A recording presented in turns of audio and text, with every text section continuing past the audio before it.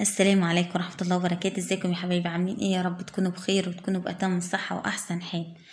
صلوا على النبي كده يا جماعة، عليه أفضل الصلاة والسلام. اذكروا الله، لا إله إلا الله، سيدنا محمد رسول الله. تعالوا بقى النهاردة قلنا نفرح العيال كده ونجيب لهم كده حاجات حلوة من روايح رمضان، قطايف وكنيف.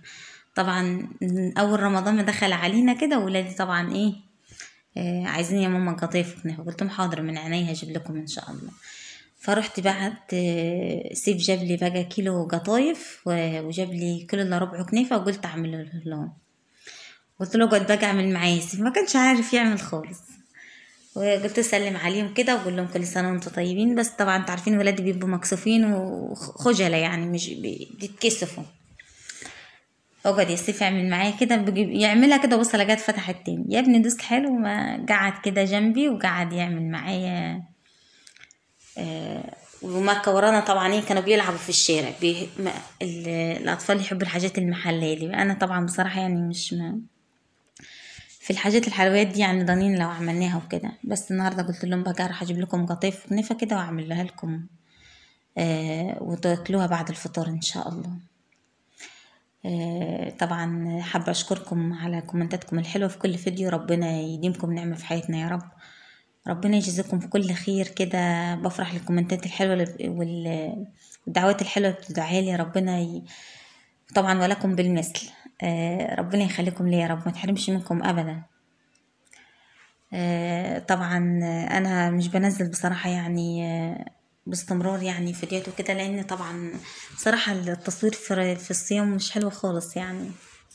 متعب بصراحة التصوير في الصيام. فيعني بحاول كده أنزل كده، وانتوا طبعا عارفين ان انا يعني ما عنديش جهاز راوتر في البيت وكده، فانا بحمل بباقة وكده. يعني هو بنزل كده، بنحاول نبقى موجودين كده في اليوتيوب. طبعا انا الحمد لله طبعا على كل حال. انا مش بقبض لها طبعا زي الاول، بس الحمد لله طبعا على كل حال. وربنا يا رب يخليكم لي يا رب، ما تحرمش منكم ابدا، ويديمكم نعمه في حياتنا يا رب. اللهم امين يا رب العالمين.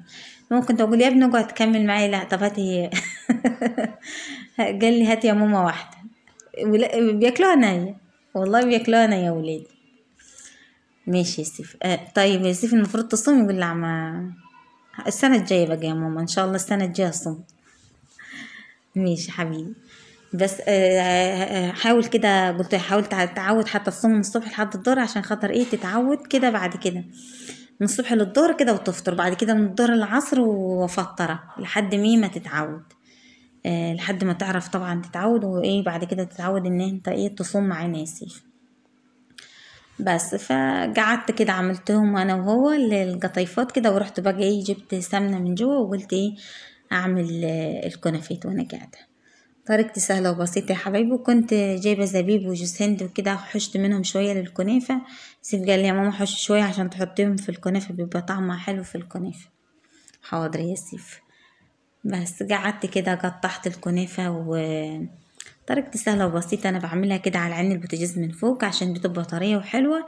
مش بحب أعملها في الفرن يعني بصراحة. الكنافة بتبقى طرية على عين البوتاجاز. ببططها كده، رشيت كده شوية زبيب وجوز هند كانوا فايضين من القطايف.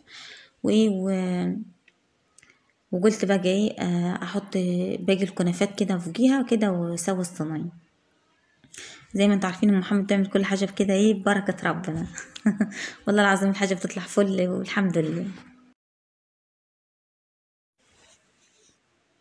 عايزاكم كده يا حبيبي تدعولي دايما كده في كل الفيديوهات، والله العظيم.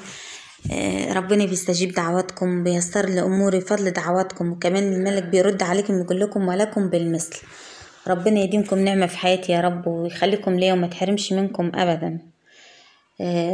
رحت بقى ايه جبت ازازة الزيت. كان عندي باقي التموين بتاع الزيت، كان اخر جزازة يعني. بس فقلت بقى اعمل لهم منها ايه القطايف لحد ان شاء الله كده ما نجيب التموين على الشهر الجديد. خلاص الشهر ده قرب يخلص، لان طبعا انتوا عارفين كل حاجة غالية. ازازة الزيت دلوقتي ب60 جنيه و70 جنيه برا. طبعا ايه بنجيبهم كده في التموين وخلاص على كده. الحمد لله طبعا يا حبيبي على كل حاجة.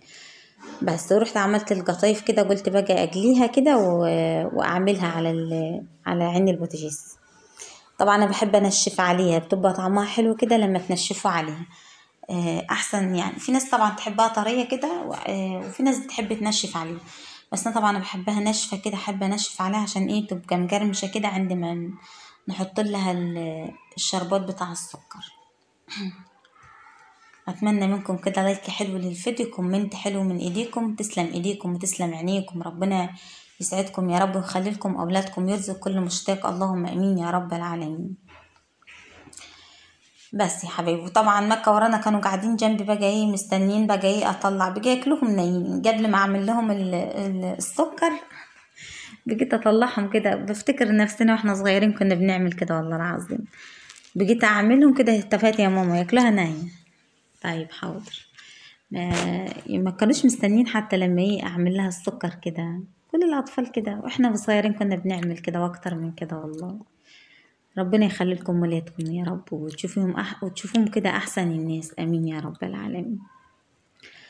بس يا حبايبي، وقلت ايه اجليلهم كده. طبعا بعد ما عملت لهم القطيف والكنافه، وعملت فطار خفيف طبعا، فول وطعميه كده وبطاطس كده، وعملت فطار خفيف كده وايه وفطرنا كده مع بعضنا. الحمد لله، نعمة يا رب، ما تزولش من ايدينا ابدا، الحمد لله والشكر لله. بس جالتهم كلهم كده، كنت حاطه السكر على عين البوتاجاز التانية كده عبال ما ايه يتعجت السكر. وخلص يا حبيبي، عملت لها بقى على عين البوتاجاز من فوق. طبعا زي ما قلت لكم انا بحب اعملها على البوتاجاز من فوق، ما بحبش اعملها في الفرن، بتبقى طريه. بحمرها على الناحيه دي، وبعدين بقلبها على الصينيه واعملها على الوش التاني، بتبقى طعمها حلو خالص وزي الفل والله. مش بكلف في حاجه، وكل حاجه بعملها ببركه ربنا، والحمد لله الحاجه بتطلع فل وبتبقى طعمها زي الفل، الحمد لله على كل حاجه. بس حطيت هنا كان السكر عندي يا حبايبي شربات طبعا. عملت بقى عجد، رحت نزلت بقى كل القطايف كده في الشربات، وقلت بقى ايه بعد ما اطلعهم كده السكر اللي هيتبقى هكبه على الكنافه. آه طبعا كنت مخليه، طبعا الكنافه كانت بارده والسكر هو بس اللي كان سخن. طبعا لازم حاجه فيهم تبقى سخنه وحاجه بارده. بس كان فايض طبعا، كنت حاطه في قلبها زبيب وجوز هند فايض من القطايف، حطيته في قلبها كان خلاها ايه. بس رايكم شكلها جميل والله العظيم اهو. ودي كانت طريقتي يا حبايبي في عمل الكنافه والقطايف، طريقه سهله وبسيطه. كان فايت شويه جوز هند، سيف قال لي رشهم يا ماما من فوق كده وكب عليهم السكر. دينا حاضر يا سيف قال عشان يا ماما يخلوا شكلها يعني تبقى شكلها حلو كده. بس عملتها كده. يلا بقى، عايزين كومنت حلو للفيديو، من كومنت كده للفيديو ولايك حلو للفيديو. ربنا يخليكم ليا يا رب، ما تحرمش منكم ابدا.